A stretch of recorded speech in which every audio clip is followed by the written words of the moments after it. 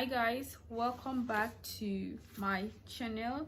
In this video we are going to be talking about behaviors that we are dropping in 2025, habits that we are dropping in 2025, and definitely standards that we are dropping in 2025.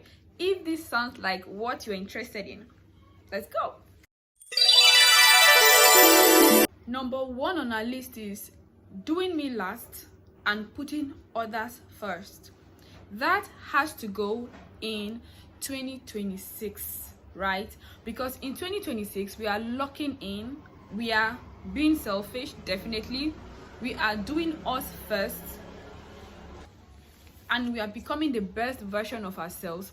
So we have to gain all the attention and all the focus that we need to be able to be our best selves. Therefore, we have to drop doing people, pleasing people, putting people first, that at the end of the day will put us last and delay our growth. 2, stop letting my mind restrict me in 2026. I'm dropping it in 2025, right? Trying to do something in my mind, trying to tell me, oh, pleasure, you can't do this because of this. And another aspect of this I want to bring in is dropping religious behavior that is not serving the purpose of God. That has to go packing. Being scared of trying it out. Little thing that you want to start, something that is proven to be honest, that is proven to be, something of integrity. Saying, oh, let me go and pray, let me go and seek God. Something as much as, maybe going out with the girls, being scared of dating, going out with the girls, and doing what every other normal girl do outside there. I am dropping it in 2025. Number 3 on our list is doing it afraid and imperfect. Gone are the days, and it's going with this 2025, where I will be saying, oh, the time is not right, these things are not well placed, it's not giving aesthetically. Avoiding the what ifs, what are people going to say, afraid, what if it flops? Okay, but we are still going to try it, right? So whether it's perfect or we are being afraid, we are still going to launch that business, we are still going to try out that idea, we are still going to speak to people about that thing that we cringe about, that has a potential of making it, have a potential of becoming, that is going to fly in 2026. This one. Number 4, stop indulging in activities that do not serve my purpose nor my interests. We have to scratch that out, right? You want to have conversations, but I know that me listening to you is going to eat into my time of doing something beneficial to me. You have to wait till when I have time. All right, I want to help you, but you're dragging and I have to wait for you spend time. It has to end. I went to the market to buy banana, and then the person selling the banana, we were bargaining price before someone called him. So he asked me for an excuse. He took an excuse for me, went over to see the person, and for a few minutes I realized that this guy was just standing there and having a full-blown conversation with this other person, and I was waiting. Mind you, I will come back from the market and I'll still cook. It was taking my time. I had to just leave that place. And when I left the place, when he saw me leaving, he ran after me. Oh, sorry, hey, are you not buying again? I did not even answer him. Like, I didn't even, why would you leave your business for a cheap conversation? I don't even know if it was a gossip, whatever they were having, but that didn't make any sense. I had to leave. Why? That scenario, that circumstance at that point was not serving me. Why was I standing there? That was going to, at the end of the day, eat into my time, affect me, and I was just standing there waiting for him. That is stopping this year. The next one, number 5, maintaining my standards for a spouse or a partner. Yes, there is no more. It might not have everything I want, but I think because he has this, I can compromise. No, sis, we are not compromising 2026. Oh my god, we're not compromising in 2026. A little 3 weeks ago, I met someone, and we started talking, and the person made this intention known to me. It was quite straightforward. I really love that. I like guys that come straight up and tell you, this is what I want, right? Not ask you what's your color, what is this, what's that, and then you don't even know where the relationship is headed.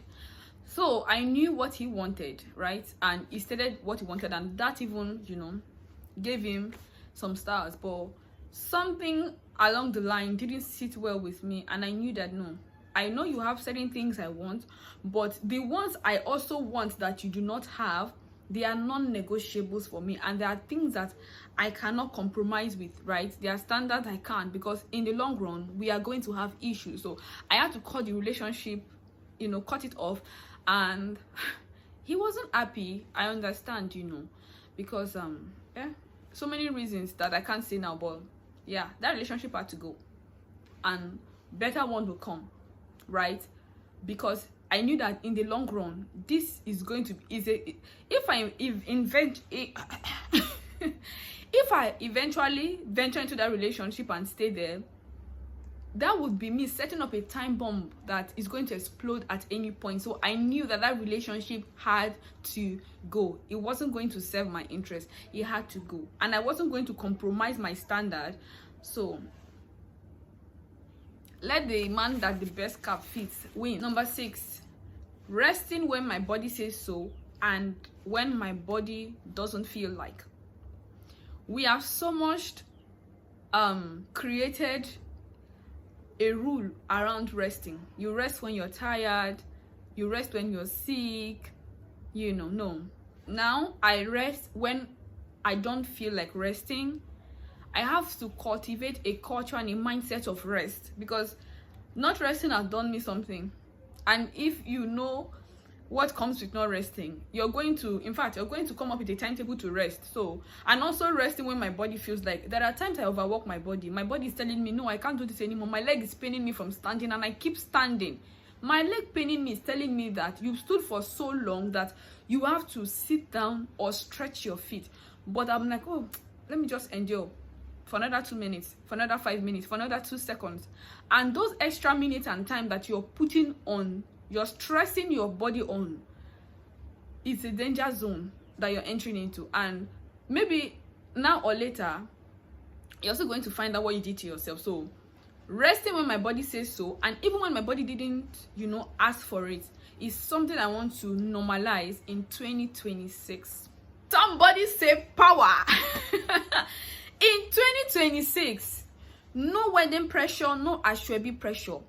If you're doing your wedding and you come to tell me in 1 month's time or in 2 months' time, babes, I am not going to stress over you, because I have my own plans, my own budgeting and schedules. I wouldn't squeeze you into my plans and make myself uncomfortable at the end of the day. All right? And I wouldn't cause an unnecessary financial strain on myself just because you're getting married and you did not adequately plan yourself and consider your guests or your ashwebis, that you want to be part of your wedding. Why? Because you just did things to suit you. You're going to use me to learn, so that in your next life, when you want to marry or when you want to do any other event, you're going to be very people conscious. I have a story to end this beautiful video. So in the last quarter of this year, one of the months, someone that's supposed to be a friend, I don't know where she stands right now, I don't think that's going to be a friend, was getting married. And she informed me, I think a month to her wedding. Yeah, she informed me a month to her wedding, and I said, oh, okay, because I felt like a month was okay. And mind you, among all my friends, this is the first friend that is getting married, and it's my first wedding experience. So I never knew the preparations and all that entailed everything that has to do with being an ashwebi girl. So I said okay, because I thought I could, I can move around it. So at the end of the day, I realized that the thing that I have to do, and we never know the future. The future, it was so, and that wedding period, things became so bad. Because tomorrow is very unpredictable, the future is very unpredictable. I couldn't meet up for some reasons, and it's heartbreaking. I mean, even me, I wouldn't be happy, but I had to call her and tell her I can't meet up. Long story short, The ashwebi had already been distributed, just the ashwebi. So I had to take mine way before then, but I couldn't even sew it because the financial constraint at that period was really bad. So later after the wedding, she started asking me to pay for the ashwebi, and I took some time, to pay, because I also have some needs and some wants that I needed to attend to, and other things that I needed to, do for myself personally. But I paid for it under duress, and that's something that really affected me, and it's wrecking. So if I'm going to advise, or to next 2026, I need to put a structure in place to accommodating people's event. If they do not come up straight and plan themselves well, I don't think I'll be a part of anything like that, no matter how beautiful it is, because this really affected me and it has put a strain on that relationship. And that's another thing that comes to mind. Friends that have conscience, friends that validate your feeling and understand your struggles, right? This person was just all about you didn't come for my wedding, you didn't this, you didn't do that. I explained and apologized, and I got tired. In fact, let me add a bonus.